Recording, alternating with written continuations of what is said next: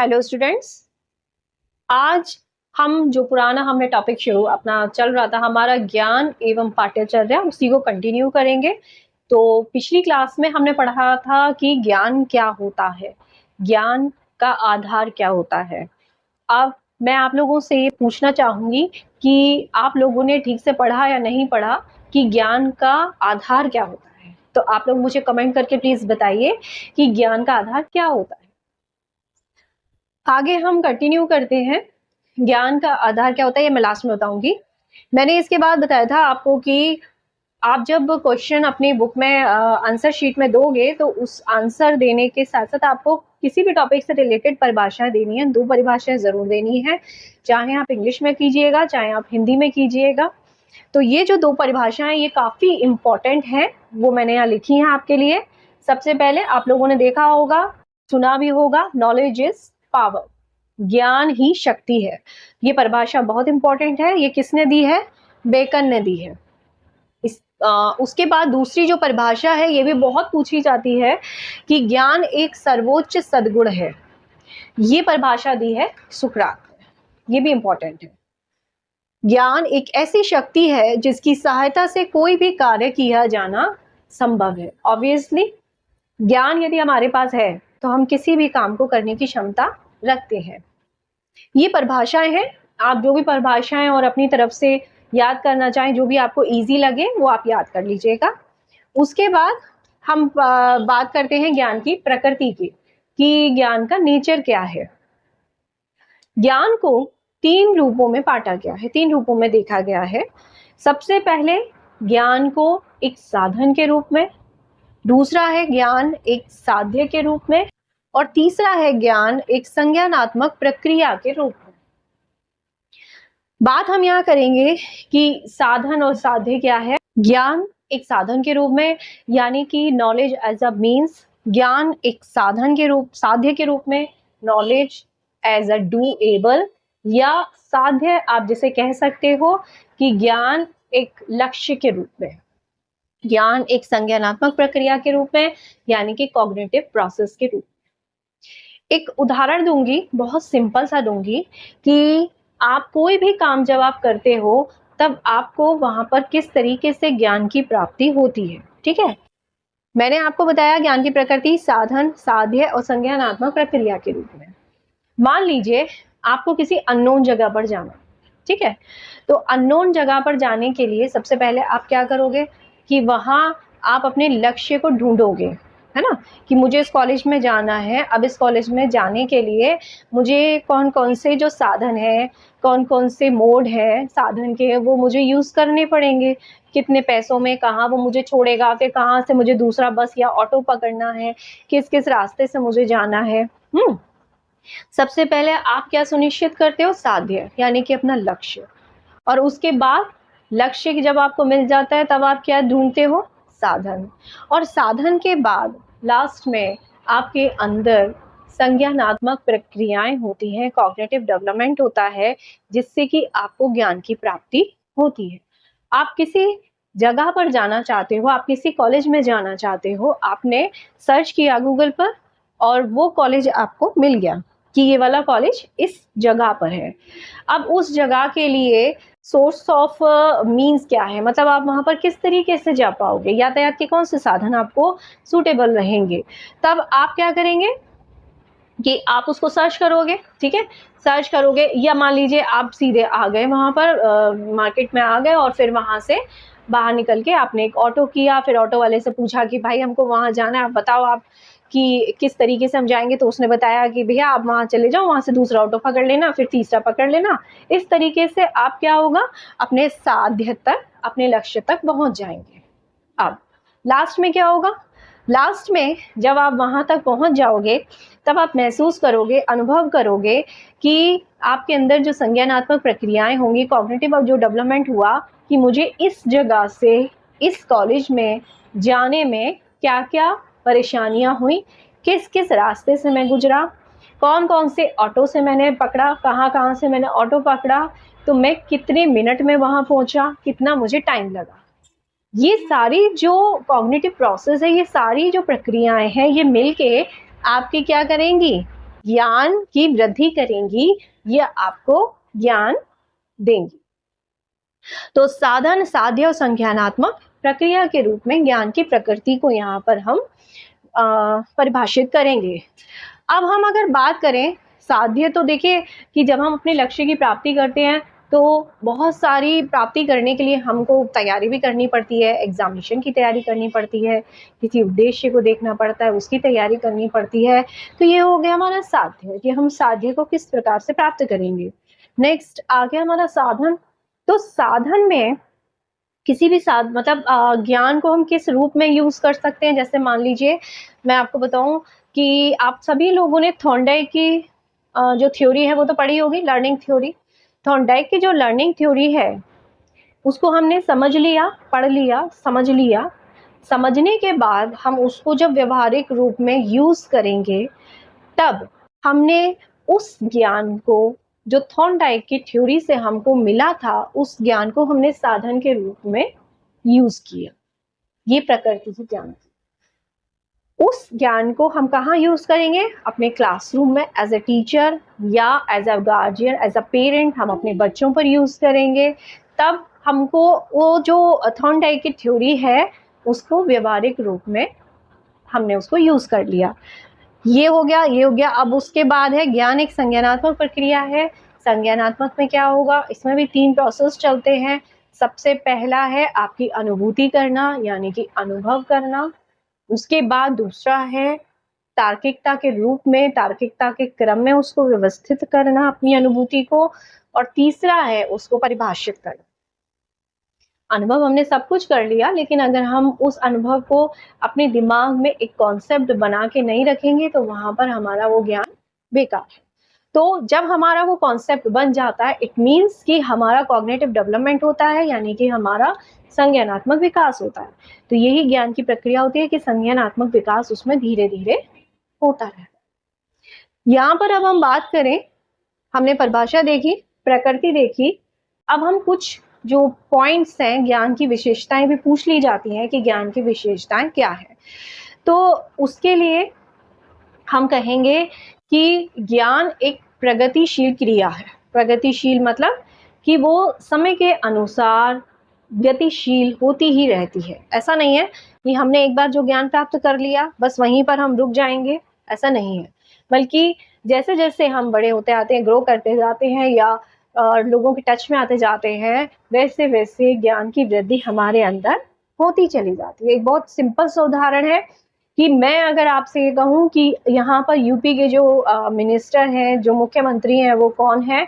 आज हमारे जो यूपी के मिनिस्टर हैं वो आदित्यनाथ योगी जी हैं, लेकिन इससे पहले कौन थे और अब आगे कौन हो सकते हैं, ये आपकी जो प्रेजेंट नॉलेज है वो प्रेजेंट नॉलेज आगे चल के जब दूसरे कोई योगी जी या दूसरे कोई मुख्यमंत्री बनेंगे पर्सन, तो वो नॉलेज आपकी दूसरे पहले वाली नॉलेज के साथ जुड़ती चली जाएगी और आपके ज्ञान में वृद्धि होती चली जाएगी। मैं समझती हूँ शायद यहाँ तक आपको कुछ क्लियर होगा। नेक्स्ट है कि ज्ञान का जो मुख्य आधार है वो है आपका ज्ञान का मुख्य आधार होता है सूचना। जब तक आपको किसी भी चीज की सूचना प्राप्त नहीं होगी तब तक आप ज्ञान की प्राप्ति नहीं कर सकते। ज्ञान की शुरुआत ही सूचना से होती है। नेक्स्ट है कि ज्ञान एक बांध के नहीं रखा जा सकता, वो एक बहुआयामी प्रोसेस है, एक बहुआयामी होता है ज्ञान। यानी कि आप अनुसंधान के अंतर्गत, आप दर्शन के अंतर्गत, आप किसी भी फील्ड में चले जाओ, उस फील्ड में ज्ञान वहां पर प्रेजेंट होता है। तो ज्ञान की बहुत सारी विशेषताएं हैं, बहुत सारी विशेषताएं होती हैं इसकी। जो भी आपको अगर किसी भी पॉइंट में कहीं पर भी कोई विशेषता मिलती है और कंफ्यूजन होता है तो आप प्लीज मुझे बताइएगा, मैं उसको आपको क्लैरिफाई करूंगी। नेक्स्ट हम बात करें ज्ञान के प्रकार की, यानी कि ज्ञान के वर्गीकरण की। तो अगर हम मुख्य रूप से देखें तो ज्ञान 2 प्रकार का होता है, सापेक्ष ज्ञान और असापेक्ष ज्ञान। सापेक्ष ज्ञान जो कि हमें भौतिक जगत से मिलता है, ठीक है, हमें जो कि सामने जो हमको दिख रहा है, जिसका हम किसी से कंपेयर कर सकते हैं, उसे देख सकते हैं, वो है हमारा सापेक्ष ज्ञान। ठीक, जिसको हम इंग्लिश में कहेंगे रिलेटिव नॉलेज, जिसको हम किसी से रिलेट करके नॉलेज को ले सकते हैं, वो सापेक्ष ज्ञान है। भौतिक वस्तुओं से, भौतिक चीज़ों से, भौतिकता से, प्रकृति से, ये सारा जो ज्ञान है वो सापेक्ष ज्ञान है, क्योंकि ये हमें दिख रहा है।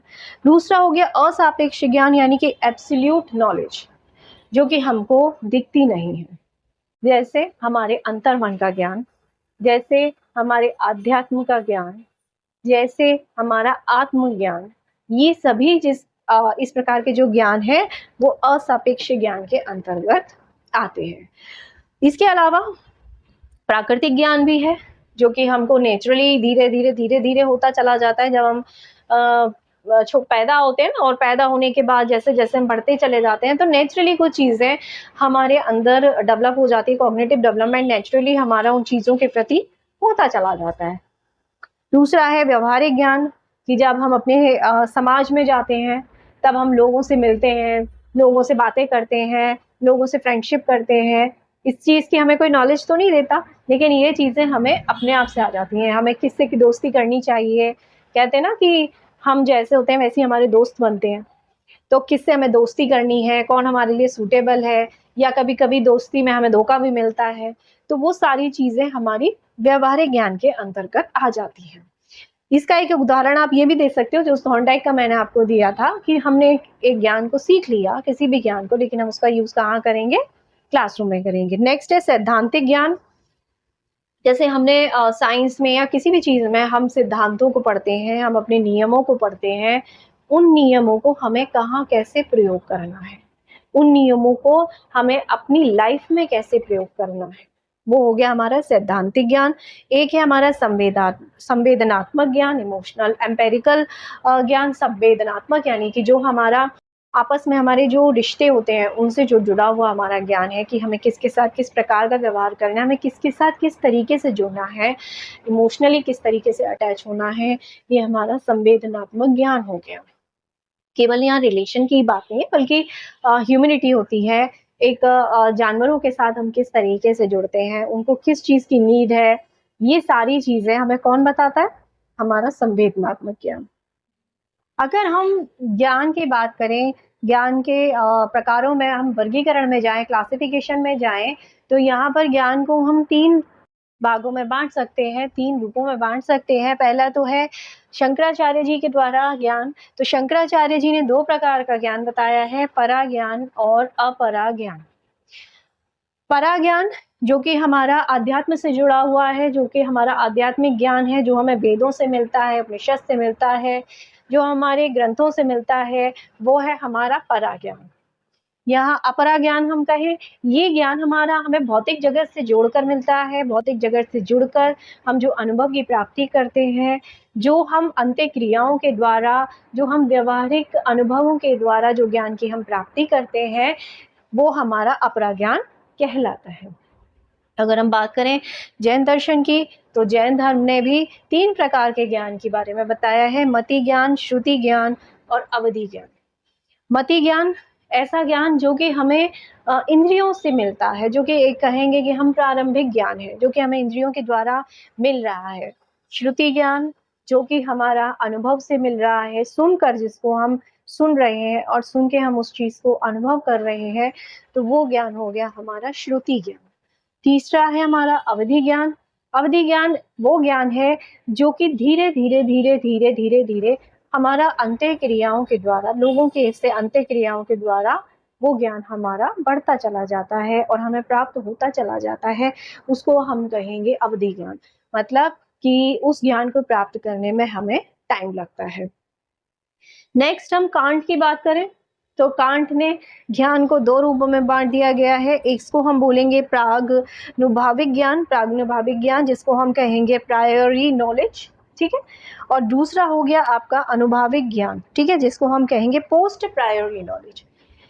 जब हम पैदा होते हैं, जब बच्चा होता है, तो उसे अपने आप से, ऐसा नहीं है कि वो इस जगत को धीरे धीरे जानता नहीं है, धीरे धीरे वो जानने की कोशिश करता है, क्योंकि उसको सबसे पहले नॉलेज आती है कि अगर मुझे भूख लगी है, अगर मेरे पेट में मुझे भूख का एहसास हो रहा है, तो मैं जब तक रोऊंगा नहीं तब तक मुझे खाना नहीं मिलेगा, मेरा पेट नहीं भरेगा।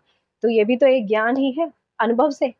तो जब भी कांट ये कहते हैं कि जब बच्चा छोटा होता है, पैदा होता है, तब से लेके और कुछ दिनों तक, कुछ टाइम तक वो जो नेचुरल ज्ञान है, जो उसके अंदर स्वाभाविक ज्ञान है, वो ज्ञान बढ़ता चला जाता है। उसे वो स्वाभाविक ज्ञान, स्वाभाविकता के ज़रिए अपने आप ही वो ज्ञान उसके अंदर आता चला जाता है, जिसको कि प्रायोरी ज्ञान यानी कि प्रारंभिक ज्ञान कहते हैं। और एक समय के बाद ये जो प्रायोरी ज्ञान होता है, वो ज्ञान बंद हो जाता है। उसके बाद फिर स्टार्ट होता है आपका अनुभाविक ज्ञान।